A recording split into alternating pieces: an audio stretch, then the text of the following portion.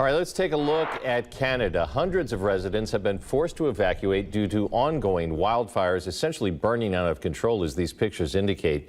This fire is fueled by a combination of extreme heat, low humidity, strong winds, and it has already scorched more than 11,000 acres, and it is growing.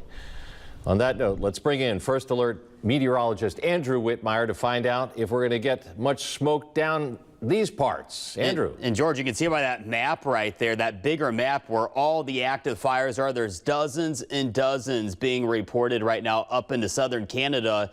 And this is typically the time of year where, unfortunately, we start to see wildfires starting to pop on up into Canada.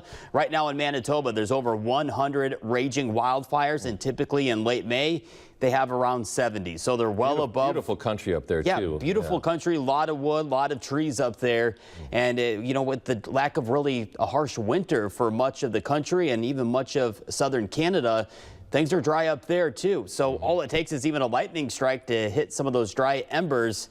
And there you go. It starts to light things up. So unfortunately, we're going to look at this air quality very closely here in First Alert Weather as we transition on into our Friday. And we're already seeing evidence of some lower air quality just up to our north and west. And what we don't want to see is the red or the purple, the unhealthy or very unhealthy category. That's when it is not good to be outdoors, no matter what age group you are, no matter what your health status is. So this is something we're going to watch very closely here in First Alert Weather as we head on into this weekend. And a live look right now at First Alert Weather radar, where it is pinpointing where the smoke is right now. And it's not too far away from Michiana. In fact, right now it's up across portions of the UP, up by Duluth, and across the northern portions there of Wisconsin. And this dirtier air will eventually try to work its way closer towards Michiana. You'll see all of that smoke and haze up to our north and west. And watch Future Track as we transition on into tomorrow. Here we are paused at 7 a.m.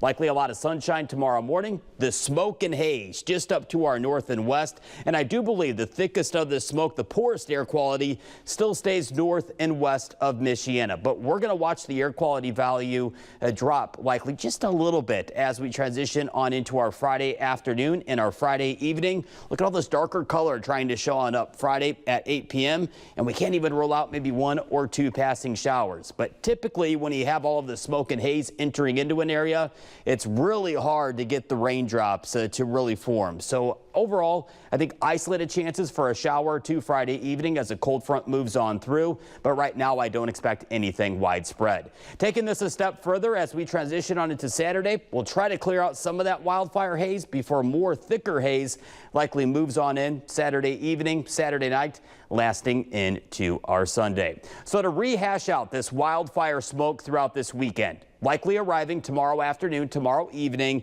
and lingering through the end of this weekend. Right now, I don't expect anything too significant to drop in the form of air quality. I think for most of us, the air quality will be okay locally, but something we're going to have to keep a close eye on here in First Alert Weather very closely. And for the weekend, Saturday, Sunday, we're going to have an enhance to our sunrise and sunset. It's going to appear a little bit more vivid out there, more oranges and reddish tints to our sunrise and sunset for the weekend ahead. Behind Friday's cold front, we'll see high temperatures tomorrow afternoon approaching the low to mid 70s, briefly cooler Saturday. 50s at Lake Michigan, 60s inland, and then by Sunday we try to rebound our afternoon highs into the lower 70s. Now early next week we see our wind switching from the northwest to the south. That'll boost our highs up to near 90 early next week, and then a cold front moves the heat out of